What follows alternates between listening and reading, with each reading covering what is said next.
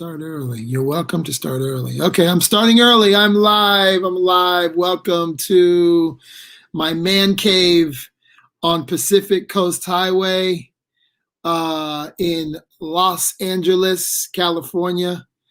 Coming to you live from the western part of the United States.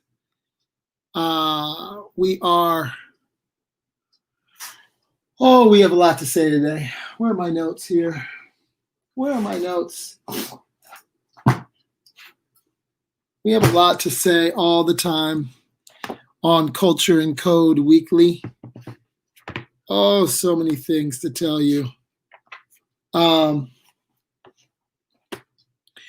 pretty exciting. My head is filled with all kinds of interesting thoughts. Well, hello from Austin, Texas, and please tell me where you're from. All the people who are watching, tune in so I have a sense of from where around the world you are watching. Thank you. What's up, Luis? What's up, Dana? Buenos dias, mi gente. So I am live from Los Angeles, Baton Rouge, Louisiana. I see you on the check-in. I see you, Austin, Texas. Good morning. Good morning. A lot to say, man, a lot to talk about. Oh, I didn't plug in my mic. How's my sound this morning? Is my sound okay? Sound check. Pakistan. What up, Pakistan? I almost went to Pakistan. Damn, it's crazy. I got stuck in Dubai. Couldn't make it to Pakistan. Was going to go to Karachi. Was going to be dope. Didn't make it. Still bums me out. I was really looking forward to it. I had planned the whole trip. I got stuck in Dubai and ended up speaking on this really cool panel that the State Department was doing in Dubai with my friend Sultan Al-Qasemi. What's up, Sultan, if you're listening out there? I sound fire? Oh, I sound fine. All right, good. Now my glasses on. Checking in from Atlanta. What's up, Shannon? What's up? It's a whole Atlanta crew on my Instagram. I have Pakistan on the LinkedIn. Welcome live to this thing we do every week. And it's called Culture and Code Weekly. Culture and Code is the name of a tour that I built out, I don't know, 4 years ago, 3-4 years ago, where we would take venture capitalists and founders and creatives and go to great cities. And I call it Culture and Code because I wanted to find that intersection where creativity, hustle, and technology kind of come together. And so we started off in Atlanta. This is when you could travel. This is a long 4 years ago. Started off in Atlanta because I lived in Atlanta. I lived in Atlanta for 15 years before moving here to Los Angeles.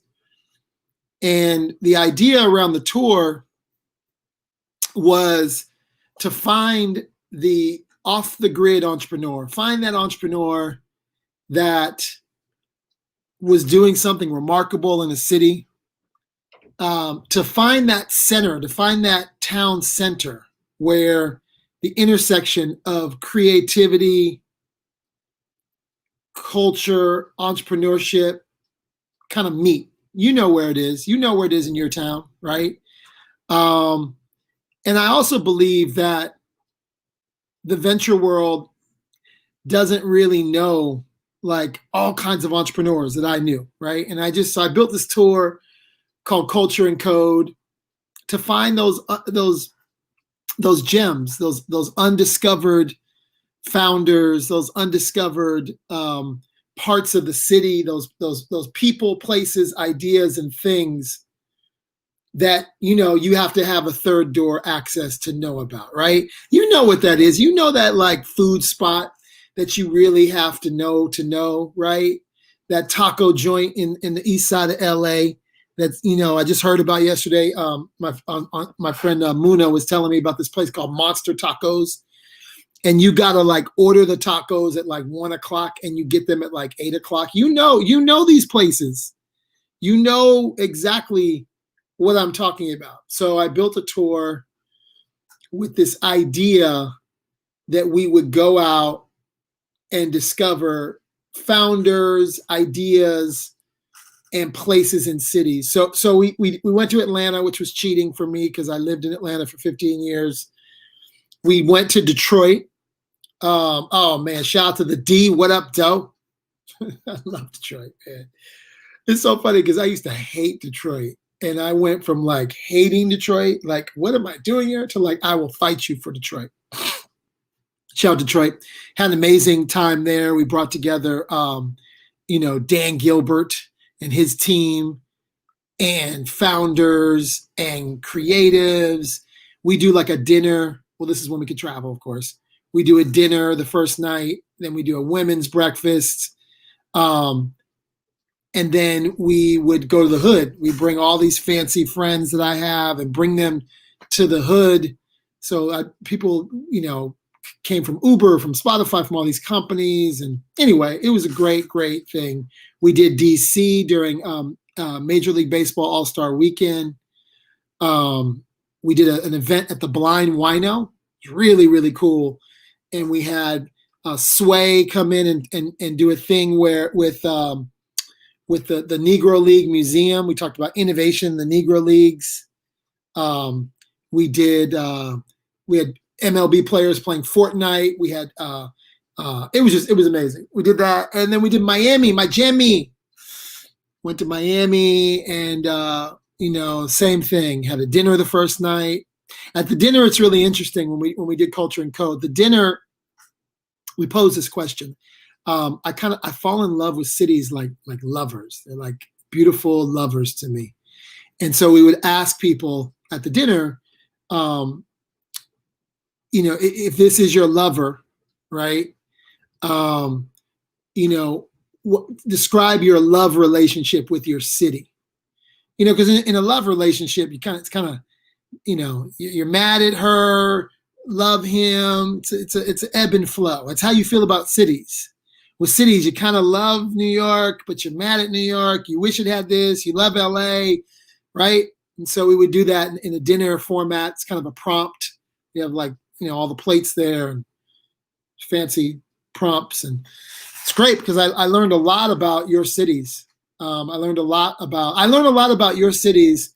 And the crazy thing is you could throw out a city. I probably have spent time there from my music business days, being an executive, taking artists around cities, to the work I did in advertising, to the work I've done in other arenas. I've been to so many cities, and because I move around, also because I'm ethnically ambiguous, when I go to Rio, I start going to Rio.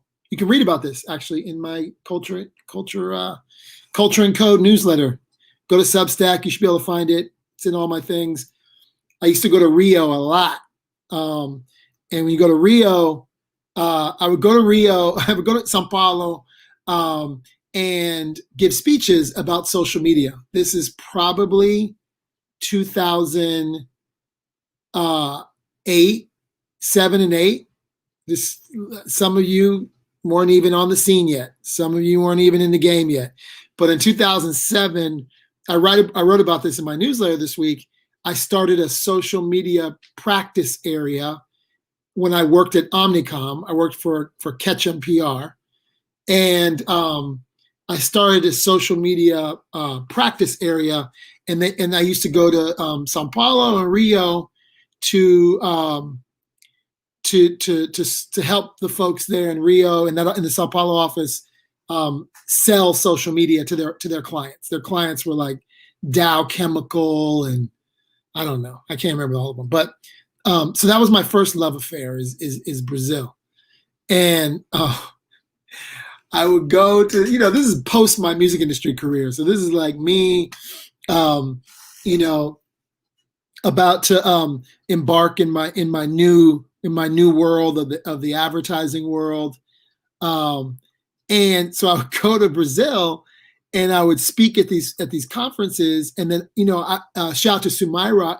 I called one of my homegirls and I was like, yo, you should meet me in Brazil, because I knew she had the plug. Like she knew like where the cool kids, where the DJs were, like, and that's the way I traveled, because I came from the record business. So like, I did the corporate thing, and then I want to find out where the action's at. You know what I'm saying? Like, let me know where what pops off in these cities. And so, but Brazil is, you don't just go randomly. Like you're not just going to randomly go to a favela, which is basically like the hood. So, my company at the time, Ketchum, they like set me up in these fancy hotels. They made reservations for me at these restaurants. And actually, Mr. Chow's, which is a New York restaurant, the guy who started Mr. Chow opened up a restaurant in Brazil, in Rio. And so we used to go there. So anyway, I think we went to dinner at the Mr. Chow's thing. And then I wanted to go to the favela. And see, I'm ethnically ambiguous. I take all this, jewelry, all this, I'm tutu bang, you know what I'm saying? And so we jumped into the taxi and we went to the Ballet Funk, which is like it's like the party in Brazil. The party is it's like the vibe. I can't even explain it. It's like you go to the Ballet Funk. It's like everybody go, and it's like there's kids 14. There's like, it's all kinds of ages in there. It's cats with like guns, you know what I'm saying, strapped to the back. And the favela is like rough. So crazy. So we go to the favela and we're going to the Ballet Funk, and the favelas are in the mountain up above. The rich people live in the bottom. The favelas are up in the mountains. And we're going up, and the police stop us like kind of a thing. And they pulled out guns. My guy, shout out to Aori, MC Lapa, it's my man in Lapa in Brazil, Aori. They pull Aori out, man, strip him naked, look for drugs in all kinds of places and crevices in his body. And it was crazy. And the guns were pulled on us. And I was like, man, look, I'm from the West Coast. I'm a 90s black man. You know how many police that pulled us over just for nothing in the 90s? Countless. I don't know. I mean, a lot. More than one person should have to endure. How about that? And so I just had this incredible faith, like, man, these dudes aren't going to shoot me. But they were like, yo, why are you going to the favela? What's in the favela? What do you need? And anyway, we went back to the hotel after being, traumatized and guns pulled on us by the police for nothing, for no reason. We were bummed. And then we said, you know what? Let's go back to the park. So we literally jump on the people van and we go back to the favela and go to the Ballet Funk. And it was amazing, an incredible time. Shout out to Brazil, shout out to Rio. No one knows these stories, by the way. I don't really tell them all the time. And by the way, the people at my company, I'm a senior vice president of digital at Ketchum. So I'm an executive. And the people were like, how were the restaurants? How was the food at the fancy restaurant? I was like, it's great. They said, what else did you do? I said, I went to the Ballet Funk. They were like, you went to the Ballet Funk? We don't even go to the Ballet Funk. I was like, yeah, but I am black. Look at me. Like, I can roll. This is the way I move around the world. So shout out to all the black people who move around the world that way, or the ethnically ambiguous. I feel bad for people because you know what? I had the greatest times in the favelas in Rio, in the no-go zone in Stockholm, in lots of places, and not afraid to move around and get to know cities. So I really know cities. I really know cities. I worked in the music industry. I used to take artists around who became famous, and before they became famous, like, we would move around the cities. You know what I'm saying? Like, we would go to strip clubs and, you know what I'm saying, like, seedy parts of the city, clubs, doing hip hop shows and like really bad places. So I'm not afraid of anything or my people. I'm not afraid of anything. How about that? Only afraid of taxes. But welcome to Culture and Code. Culture and Code Weekly is a show where I unpack things that I'm seeing in the market, things I'm seeing in business. We have a guest that's going to join us today. And I haven't done this yet. First time I've actually had a guest join us. I have an entrepreneur that I recently met that I think is awesome. Hopefully she joins us soon. Shout out to all the people who have joined us. Let me get some what cities are you in? Let me see what cities you're in. I see Massachusetts. I see all kinds of people. Yeah, we're going to talk about this Travis Scott McDonald's situation. Whoa, Travis Scott McDonald's. I got some thoughts. We're going to talk about what I wrote about in the newsletter. I hope you subscribe to the newsletter. Don't play yourself. Read the newsletter, y'all. Read the newsletter. Atlanta, I see you on the check-in. Massachusetts, I see you on the check-in. New Orleans, I see you on the check-in. What up, DC? Is there like Detroit has what up, doe? What does DC have? Like, what's your call and response statement? Philly has a John. The Bay Area has hella. What does DC have? Anyway, so we're gonna talk about the Travis Scott deal. Lots of thoughts. I am doing this thing called Culture and Code Everywhere. Paris, oui. How are you, Vera? Love Paris. I could go on a whole thread about stories of Paris, but I'll try to stay focused.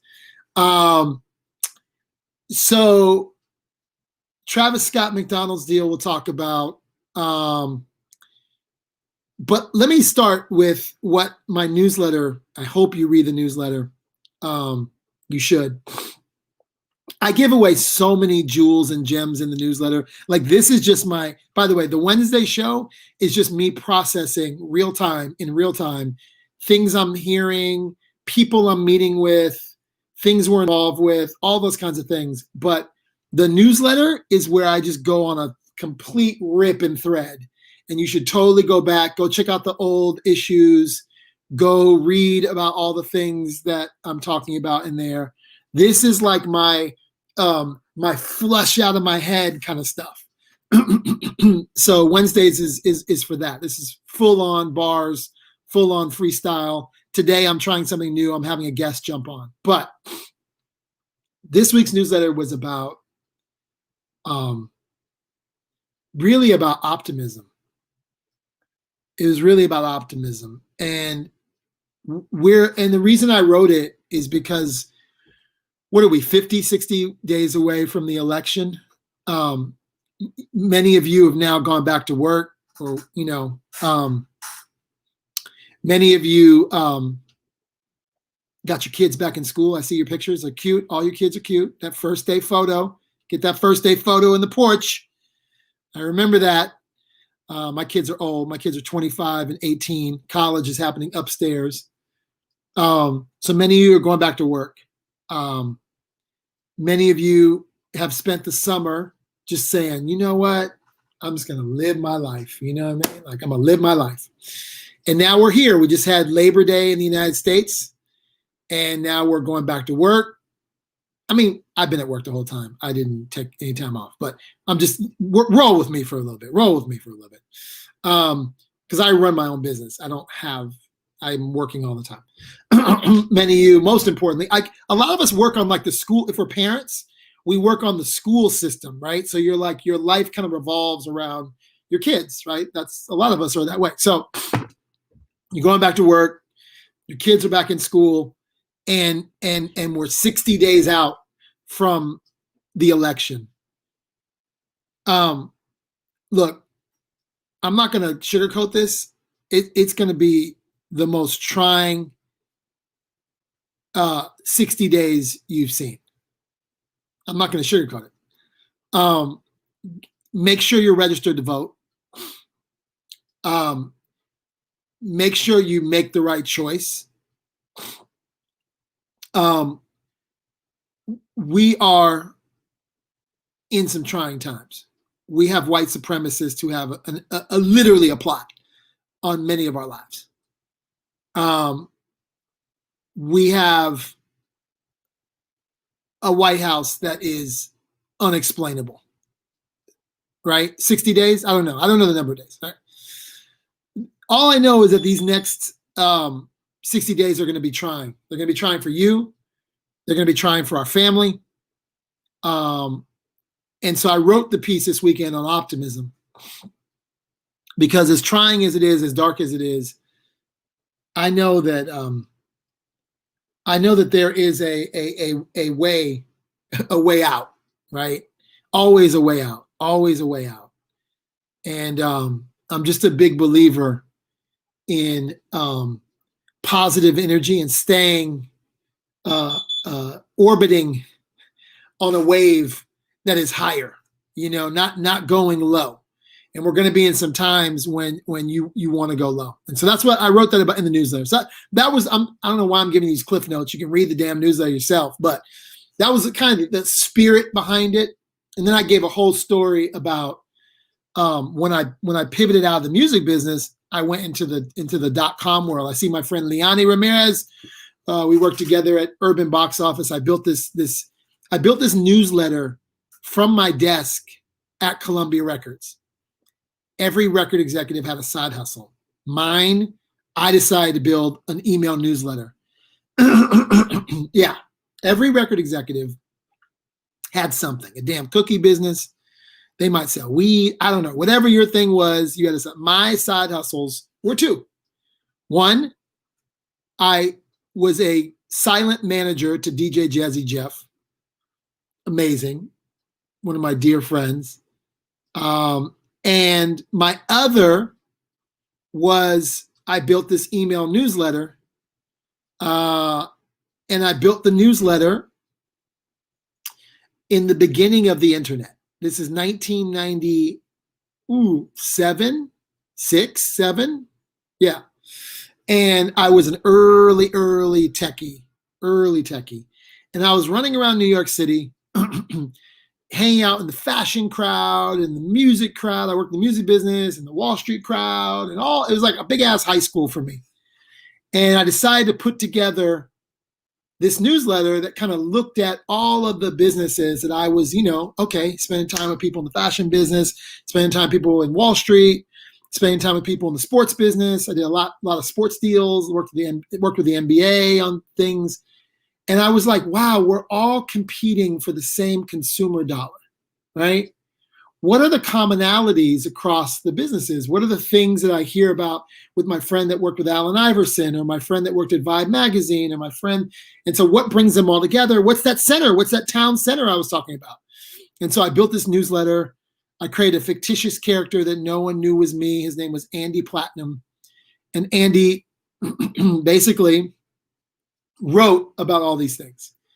And I started off in email addresses with like I don't know, like 50 email addresses or something. And 50 became 300, and then 300 became 25,000. And I had this like mega hit. Like everybody was reading the newsletter. It was called Soul Purpose, Reggie. It doesn't exist today. You're getting Soul Purpose today. It's called Culture Signals. It's called Culture and Code. You get it now through Substack. This is way back before we even had anything that read newsletters or functioned cleaner. So I would write about like deals and things in the business. When I say the business, I mean the culture, the fashion, the sports, media, all the businesses coming together. And this was like my side hustle, because my day job was working at Columbia Records as a product manager. Basically, that's like managing the artists within Columbia Records. So I'm working on Fugees and Nas and Kenny Lattimore and I don't know, whatever acts I had. And Destiny's Child, Lauryn Hill, Love Jones, Men in Black. Our division, the Black Music Division, shout out to the Black Music Division at Columbia Records, 1995 to 2000. We were the music business. I didn't even know Andy Platinum was you and I worked with you, Liani. Come on. That just stopped me in my tracks. How could you say that? So I worked a full-on job And I then created this fictitious character and then created this newsletter. And thank you, Keenan Towns. Keenan Towns says sole purpose was the Black entertainment tonight. Thank you. Appreciate that. Oh, you know what I can do? This was super dope. I DJ on here. I can do that. Boom. So if you guys really want the full experience, you got to go to Twitch. Go to twitch.tv/keyinfluencer. That's this Instagram thing where I got to swipe up all the time and blah, blah, blah, blah, blah. Anyway, go to Twitch because these people are having a good old time. I'm pinning comments and stuff. Like, this is the action, guys. This is the action. This screen, by the way, I love all my Instagram people, all my Facebook people, my Instagram, YouTube, Twitch, blah, blah. So anyway, I created this newsletter. We would talk about amazing deals. I remember like my boys, shout out to Shaka Zulu and Jeff Dixon. They managed Ludacris. They discovered this. They were working with this DJ named Chris Lover in Atlanta, and they were like, "Yo, write about this." And these are my friends. So like I want to give them shine. And at this point, we're really popping.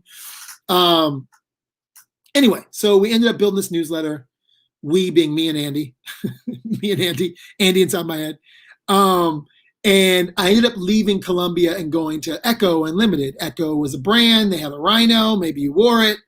And Mark Echo was one of my readers. He was like a fanboy of the newsletter. And he was like, yo, would you ever come to work at Echo? And I was like, bet. I met him at E3. Never forget that. Shark Bar in Atlanta. Did this thing with Jermaine Dupri where we had video games and all kinds of crazy things. So ended up going to Echo and becoming basically like CMO. And Mark Echo is fascinating guy, brilliant guy. Not getting streaming. Okay. So you guys can see me, right? That comment now made me a little nervous. You guys getting this? Sound check, video check. So meet me on Twitch. Yeah, come over to Twitch. So I ended up going to Echo and ran Echo, but my newsletter was on fire. It was on fire. It was like popping. And there was a lot of investment capital that was coming into New York City. And millions of dollars, right? Like investing in all of these .coms. HBO had one. It was called Volume. And then there was Russell Simmons had one. And everybody had one. It was like a pet. It was like the thing to do. Get you a bag of money and go get you a .com. And so I ended up getting in a bidding war for my little newsletter, which had blossomed to 25,000 lovely humans. And I ended up selling it to a company called Urban Box Office, UBO. And UBO, which I'm going to do a whole thing on UBO in the next couple of weeks. First investor was Nicholas Negroponte. Nicholas was the founder of the MIT New Media Lab. Second investor was a man named Fred Wilson. But most importantly, there were three guys, a guy named Adam Kidron, a guy named Frank Cooper, and a man named George Jackson that had built this company. And I was enamored by these guys. I was like, oh, I'm going to sell my new, I think I turned down more money to sell to UBO, Urban Box Office. And the chairman of the board of the company was a man named Clarence Avon. I highly recommend you go watch a documentary called The Black Godfather. It is worth your time. It is game on game on game. And I met Clarence when I was 19 years old, so a decade before this, because my best friend, hey, David Elliott, are you watching? I met him at your house. I don't know if you know that. My best friend, David Elliott, who's often a viewer on here, his mother is Dionne Warwick. And met Clarence there at the crib and was enamored by just that dude and his presence and his aura. So fast forward, this guy becomes chairman of our board at UBO. So I was like, bet, I'm going there, hands down, selling my .com to UBO. So sold it to UBO, and we went on to raise $40 million, 3 rounds of funding, wild. I was like employee number 20. And all started from a side hustle at my desk at Columbia Records. And I basically had all these opportunities to look at the future back then, to look at what we're living in today. Highly recommend a book that Nicholas Negroponte wrote called Being Digital. It's going to feel dated, but you have to understand when he wrote it. So like he prophesied this whole thing in his book. So our first investor was the guy who envisioned like the future. And yeah, it was pretty amazing. It was a pretty amazing ride. I ended up hiring, I don't know, a lot of people, 20 people. We hired at UBO 320 people. I was employee 20. We bought a building in Harlem. We launched on Ellis Island. It was insane. So for some of you who are younger, or maybe you weren't even in the game, this is going to sound like crazy talk. I swear this all was like, listen, we hired a sumo wrestler, and the sumo wrestler, literally, we had him go from Wall Street to Uptown, and literally we just caused havoc. We had it was insane. It was insane. So I say all that to say, I've been a pivoter of many, many, many industries.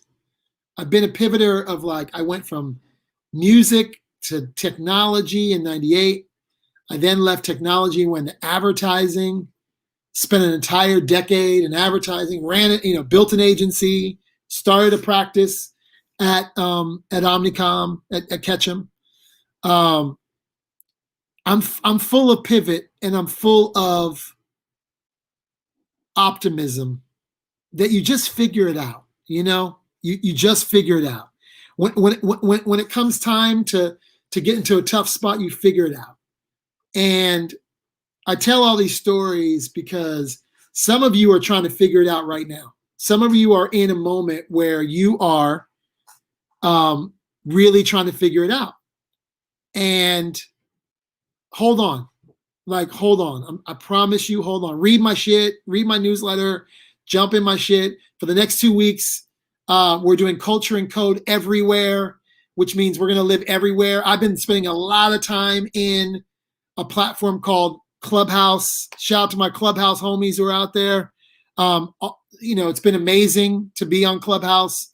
It's sort of a who's who of tech, culture, fashion, everybody. I won't even name drop. There's just so many people in Clubhouse. It's been amazing. Yesterday we did a whole 2-hour thing on the Travis Scott McDonald's deal. I'm going to actually not go too deep into that because I see my guest has shown up. She's going to be joining us in a second. Super excited about her. But yeah, we did a whole 2 hours. So if you're in Clubhouse, follow The Authenticated. The newsletter, check it out. We tell these kinds of stories all the time in the newsletter. I do this on Wednesdays. I do it at 8 a.m. I usually don't have a guest. I'm super excited to have a guest because it's usually me sounding like a crazy man just talking. But yeah, just hold on, man. Hold on. You got this, girl. I'm telling you, you got this. You are tough. You will make it through this period. This period that leads up to the election is going to be dark. This economy is going to be horrible. I'm not going to sugarcoat this shit. Fuck. This shit's going to be horrible. It will favor the hustler. It will favor the pivoter. It'll favor those that really know how to make lemonade out of lemons. And I'm preaching to myself half the time when I'm saying this, by the way. But you got this. You really, really got this. We are looking at great companies, great founders. Look, I have a network of, called The Authenticated. We are opening an application process. It's a paid membership thing. You're a lot of you are on the outside of my thing, and the inside we connect people. If you want deeper community, holler at us. Your network is your net worth. Okay, your network is your net worth. So build your network, build your tribe, build your kibbutz, build your thing, because you're going to need that. You're gonna need that. You're gonna need your crew around you, and so that's why I do what I do. You're kind of getting the why behind why I do what I do. It's because I firmly believe that I'm nothing without the network I have. I see my boy Keenan Towns, people I've known forever, or people I just met yesterday. I just, like on. Oh, let me tell you what I'm doing on Clubhouse. And they always say like mentoring is like I'm 50 years old. So like, oh, I'm supposed to like mentor, young people. Are you kidding me? I'm being mentored by young people. I just shout out to Samia. Who else did I just meet recently? I can't even think of the other person I just met. Oh my gosh. Samia, who I just had a call with yesterday, who's in Clubhouse. Man, she says so many amazing things. I'm like, no, I'm not mentoring you. You're mentoring me. And that's the way I look at it. If you're in the culture business, like you got to think like, I got to think like an 18-year-old girl. I believe those are the rock stars of culture. I have one upstairs, my daughter. Like Gen Z, they're the rock stars. Like they're incredible. So like in many ways, when I mentor, it's not like I'm the older person. And I do have a lot of wisdom. I'm gonna put you up on game. I've seen some things. But I have so much to learn from the next generation. So I mentor. I guess I'm mentored. I'm in mentoring relationship with young people all the time. If you text me 415-843-8100, 415-843-8100, text me. I know it's crazy. This guy just gave his phone number away because I use a platform called Community. And I have hundreds of people that follow me. Text me with culture and code. Text me with whatever. Mentor. And I send out texts, and that's how I maneuver around social. I'm not on social. Like I do this for y'all. I don't get on social all the time. But I just believe that you got to build a network, and your network's got to be ageless. Right? I have 18-year-olds on my network. I have OGs in my network, And so we're doing culture and code everywhere for the next 2 weeks. If you can't find me, you are tripping. Like I'm literally everywhere. So find me on one of these many platforms. I'm easy to find. I got some stories for you. I got some people for you. If you're interested in the network, it's called The Authenticated. We're bringing people in. You should join. It's going to be great. It's a paid membership. It's a business. We have to run it like a business. I ain't got the hookup for you. You know what I'm saying? This is not the club where you're going to have the hookup. I need you to like just pay the full-on membership. But trust me, the value is there. We make lots of connections. We have lots of investors and founders and former NBA players and current NFL players. And we even have a princess in there. So, it's definitely made up of my crazy world. So without further ado, I'm going to bring my guest in. Are you ready, guest? Here we go. Yeah. Whoa. How are you? I'm great. How are you? Amazing. Ladies and gentlemen, Deanna McPhatter joining me on the Culture and Code weekly show. My first ever guest. I've never done this, Deanna. Yeah, it's funny. Me either. Not this way. You haven't done this way? Cool. Okay. Yeah. Well, ladies and gentlemen, I am bringing you Deanna. I've only known Deanna but a minute. But I was really impressed. Oh, by the way, so if you guys are watching me on Instagram, you're getting none of this. Head over to twitch.tv/key influencer. This is not happening on Instagram. So you people who are watching me, you're going to miss all this. It's going to be weird. I might as well down because you're just going to hear me talk. I can't do it any other way. Twitch.tv/key influencer. Twitch.tv. Don't play yourself. There's more gems coming. Twitch.tv/key influencer, or else you're just going to hear me talk to my screen. I tried to warn you. Hello, Deanna. How are you? I'm great. How are you? I'm good. Well, we loved our conversation, I guess now a month ago or so. Yeah. Okay. And I thought it'd be really cool to bring you on and talk about your story talk about what you're building. And I put you on the spot. Your partner emailed me. It was like, yo, Deanna should just, I was like, okay, bet. She want to be on the show. Let's go. You know, I know. I'm kind of putting you, you're tough though. I know your background. Yeah. So I know that you're not scared of this. I know you're ready for this moment. I'm super excited. Oh, by the way, you can go to LinkedIn too. Go to LinkedIn, go to my LinkedIn page or go to twitch.tv/keyinfluencer. Meet us over there. I'm shutting this down because this is lame. Y'all don't need to be here. Okay, boom. Okay, cool. Share TV. They can watch that later. Okay. So I'm joined by Dionna McPhatter, an entrepreneur that I recently met. Was super inspired by your story and really interested and keenly interested in what you're building. Talk to people and give people a little breadth of your career, where it started and where you've been.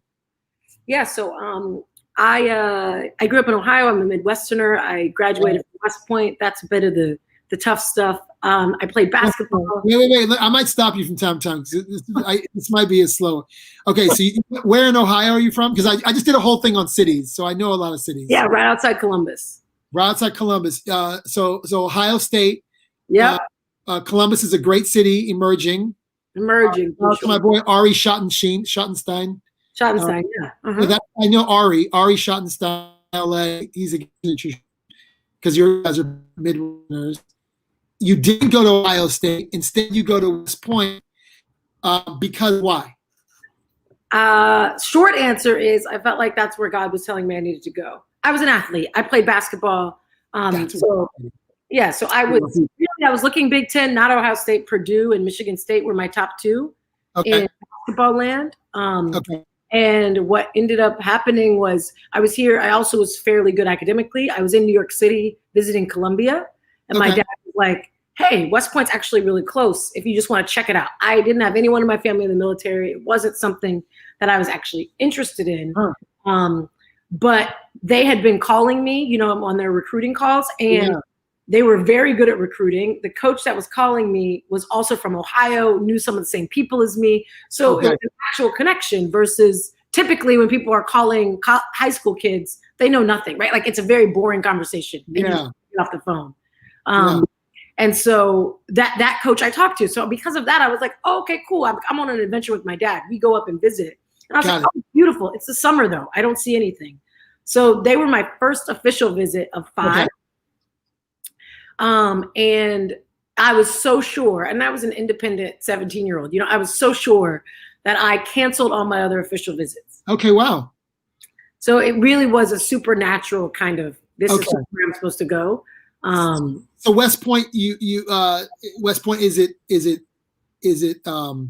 at this point, do you think you're going to become an officer, or is that? So you have to do 5 years active duty if you go to West Point. Like that's the commitment, right? You go for free, and you then are in the Army as a commissioned officer for 5 years. Got it. I had 3 hip surgeries while I was there. Okay. And playing basketball and doing all the physical stuff. And so I got an honorable discharge when I graduated and went straight into corporate America after saying no to CIA, construction companies. Like I thought I wanted to be a spy. Okay. So anyway, I then went into corporate, and that's where I kind of started playing with data and analytics, which is what I play with now. So, so your first gigs were like, what years are we talking? So I'm trying to get a sense. 2004. I graduated college in 2004. 2004. Okay. Oh, wow. So September 11th happened while I was there at West Point. September 11th happened while I was at West Point. Wow. Yeah. So there's the framing of kind of my experience there, and being an hour north of New York City, and we were on like the target list apparently of places that they were going to hit. Yeah. Wow. Were you bummed that you couldn't serve and become an officer? It's bittersweet, right? In the moment, I was devastated. Right. Because I sort of was like the leader of my little crew in a way, and so you then being the one that's like thrown into a path where you don't know what you're going to do. Like I had the next 5 years at least planned out, right? To some degree. I knew where I was going to live. I knew what branch I was going into the Army. Wow. Right. It was all decided. And this was a couple months before graduation is when I got the final word that I would be going in. So yeah, it was, But I also knew truly, right, because people had graduated a couple years before us, were already in kind of the start of the global war on terror. So I knew more than likely, right, that everything had changed, right? So most of my friends would be going off to war within a year of graduating.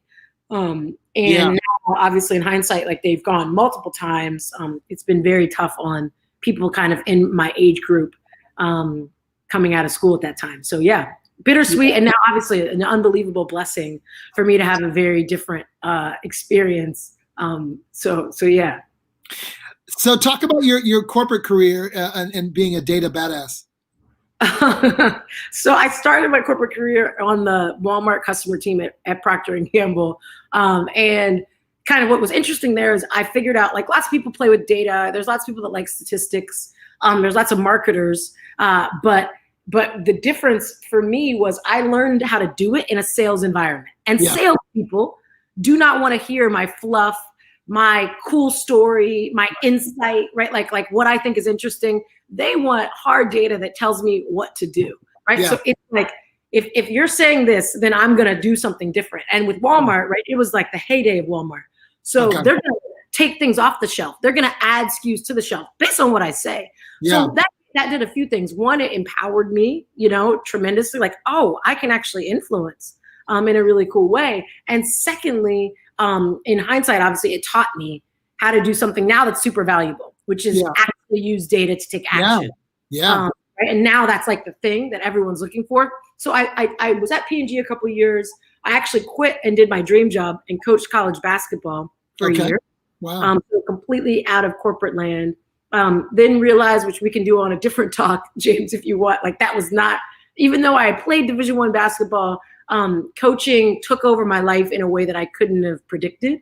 And so I decided, let's go back to corporate. But I had lived in Boston, which I know you said you just talked about cities. I do not love Boston as a city, especially as a Black woman. It was not my favorite place to live. I lived in Arkansas, and I lived in the middle of nowhere in South Carolina, where the tallest things were a Confederate monument, which I know is still there, and the McDonald's arches.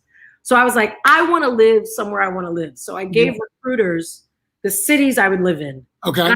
I'll talk to any people that have jobs that fit kind of my level in these cities. And that took me then to Reckitt Benckiser, a competitor to Procter & Gamble, just headquartered out of the UK. Okay. They were like run and gun, no rules. P&G had lots of rules, lots of structure. I thought I wanted the opposite, but still corporate. And they gave me that. So I got to live all over the world. I lived in Amsterdam for a couple of years, London for a couple of years, worked on global brands, traveled the world, was all over Africa, Asia, Europe, and North America, South America. I mean, I got an incredible experience on a company's dime. Yeah. And as soon as I was living in Amsterdam, I felt like I was giving them more than they were giving me. Right. And I got a view of the compensation of my entire team, which I should not have gotten. But I was calculating bonuses, and the controller didn't redact everything. So I got this like bird's eye view into, whoa, like I'm doing all of this. I'm not happy. And this is me thinking this mentality of I have to do well to then do good, right? So I'm going to make all this money, and then I'm going to be able to do my nonprofit stuff, my coaching, my mentoring, my whatever, right? And it flipped for me at that point where I was like, I need to do something else. I need to have more control of my destiny. I had to put in 6 months notice, moved back to the US and started a marketing agency. So that was my first entrepreneurial venture around 2013. Okay. And let me ask you a question. Can you still hoop? I can still hoop. I do still hoop. So coronavirus has hurt me, obviously, for this summer. But usually I live in Brooklyn, so I'm usually at the Brooklyn Bridge courts at least one time a week playing. Hey, let me ask you another question. Hey, Farhad, I think we played hoop together, me and him. I think. Yeah. He's not that good, right? He's legit. Farhad's legit. By the way, he went to my high school. He's a sleeper. He's good. By the way, we played hoop together. Shout out to Farhad. My high school, Palo Alto High School, shout out to Palo Alto High School, was never known for basketball. Okay. And this is a great story. And so I played basketball. I was academically ineligible, my junior year. I thought I was a hooper. I went to school in Provo, Utah, because I assumed I'd just walk on at a junior college and dominate the white kids. I wasn't that good. They were much better than me. But my high school, we never were good. We were known for water polo. I went to high school across the street from Stanford. And out of nowhere, we started like winning games. And there was this Chinese kid who was like balling for us. And he took us to the state championship. We beat Mater Dei. And then the kid, like he should have gone to Stanford. He was like a great student, Stanford's cross street, Pac-10 school. I call it Pac-10 still.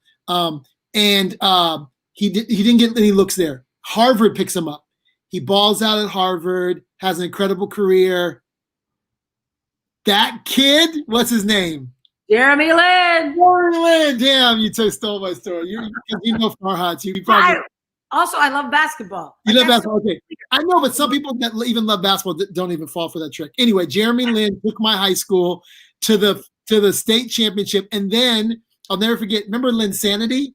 When he like won that run? Yes. Spike Lee wore a Palo Alto high school jersey on the sidelines. I almost had a heart attack. It was like the crowning achievement. Madison Square Garden, my shitty like basketball team. No, we were okay. But and literally Spike Lee is wearing a Palo Alto high school jersey in the middle of Linsanity. It was amazing, guys. Anyway, carry on with your story. Sorry, I just digress.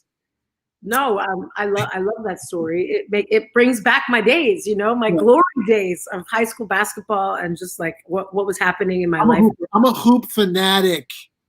Yeah, I watch high school girls basketball. I watch AAU. I watch whatever. Doesn't matter. I watch hoop. I'm a hooper.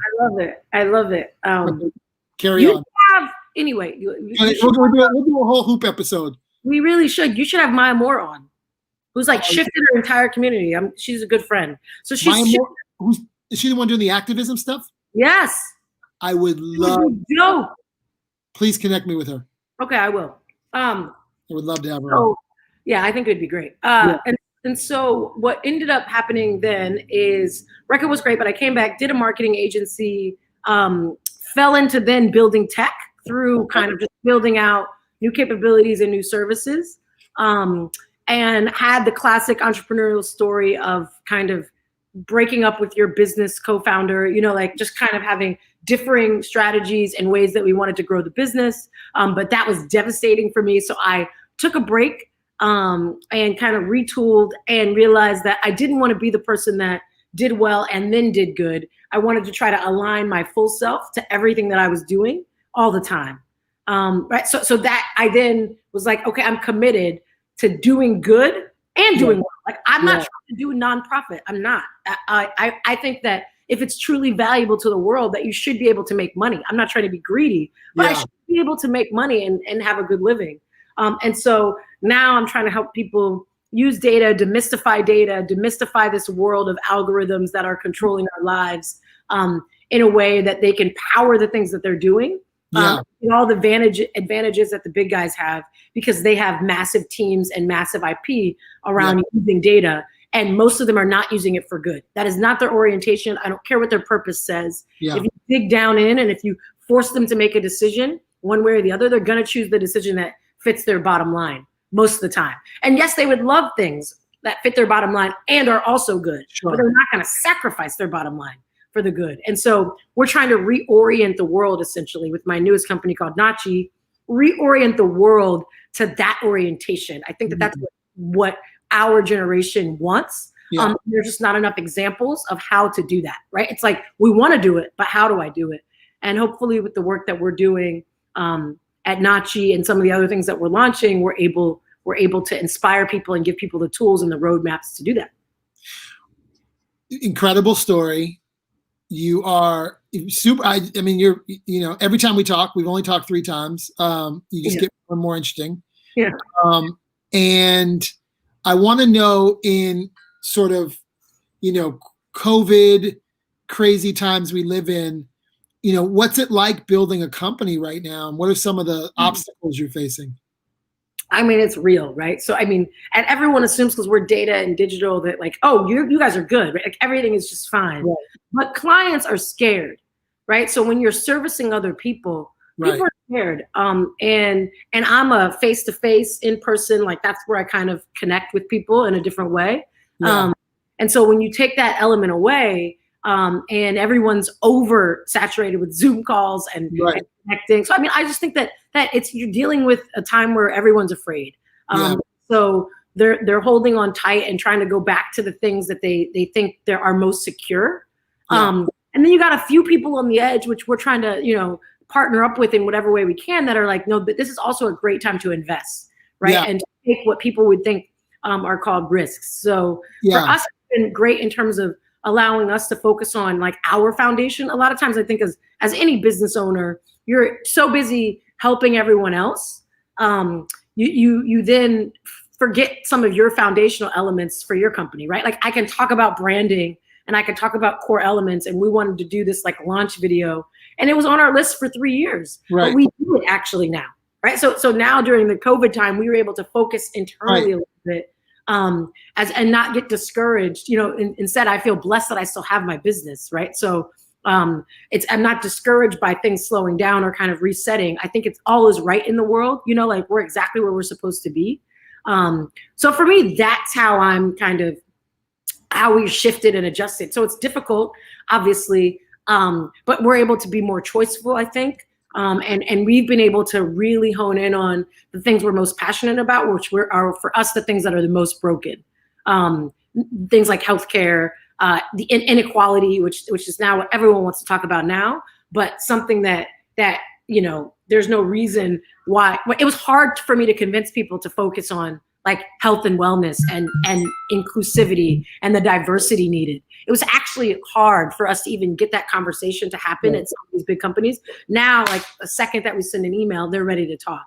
So at least there's that, right? So I'm still waiting to see kind of what it turns into as we kind of get out of this election year and come into 2021, right? Like what things are we now building together, as opposed to all the things that we're talking about and sort of initiating? What are we actually building is what I'm really excited about. But yeah, it's been difficult, but also really refreshing to me, right? It gave me some time. Are you finding that that in post the second pandemic, which is sort of the fight for white folks to understand the Black experience? I'm trying to find other words for. I don't like to call it Black Lives Matter. I think that's diminishing. It's more of like a moment of mutual understanding. Not that we have not been saying some of the same things forever, but do you find that after post the second pandemic that you started getting more attention because investors are like, hey, I need to find a Black company to invest in, or hey, this happens to me, by the way. I don't really have any Black companies in my portfolio. Yeah. I should really find a Black company. I'm so tone deaf. Do you find any of those opportunities, and do they feel like pandering bullshit or real? Yes. So I've felt that for sure. And I think there's been some things thrown at us that I actually don't even think we're a fit for, so that then feels like pandering, right? It's like you're not even listening to what we actually do, and you just want us involved because you want us involved. But I think for what's been awesome is I think we were attracting the right type of people. Yeah. And so what's been cool is I think, it's easier to have the conversations, and I feel like we can move them forward quicker. Yeah.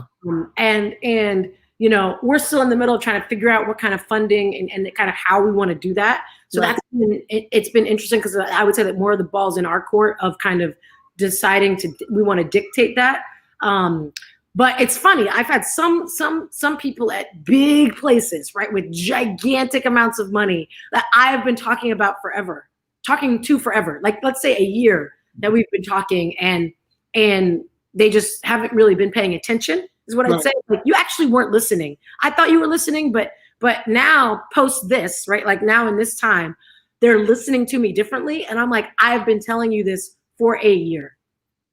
So help me. Like, so that's very frustrating. Yeah. And then they say things like, but Deanna, you don't want Nachi to get invested in just because you have Black and brown people running it. You want it because of your merit. Well, of course I do. Right. So I do get a few of those conversations have happened, but I know they're coming from the right place. Yeah.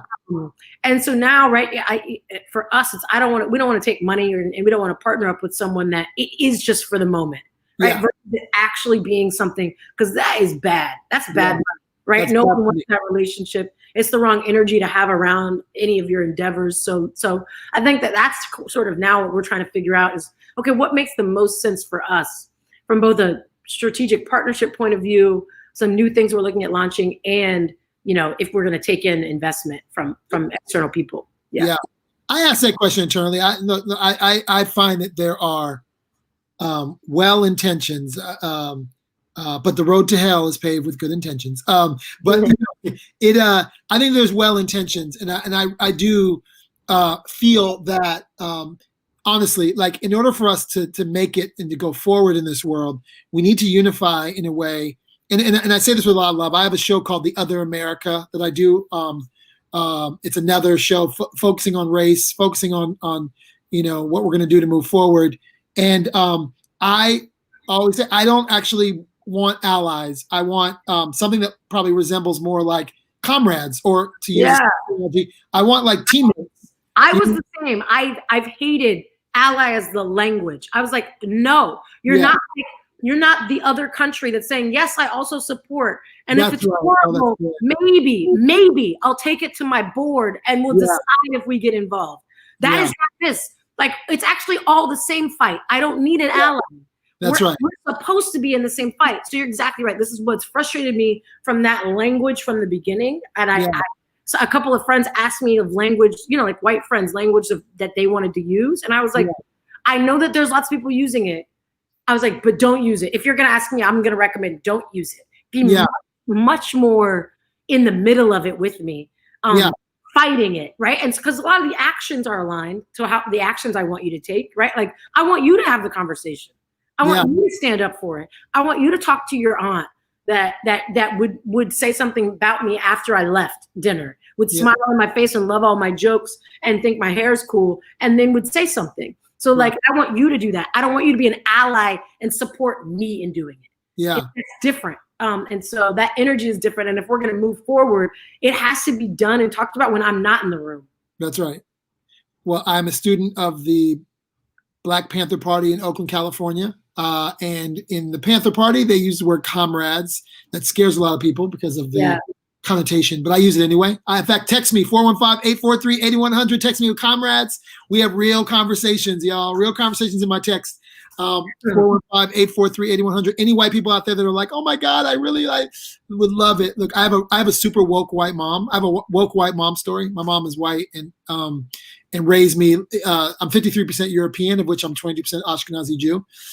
But I have a woke white mom who was like, we're white, you're black, don't get it twisted. So shout out to my mom, who's probably watching on my Facebook. I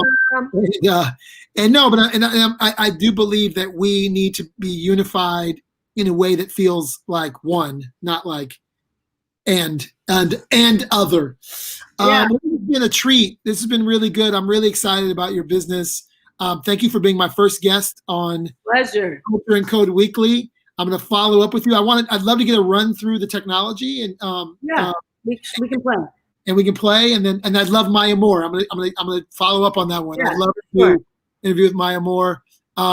Thank you. Give my best to your partner, and good luck to you. And I can't wait to catch up. Will do. Thanks, James. All right. Bye-bye. All right. Bye.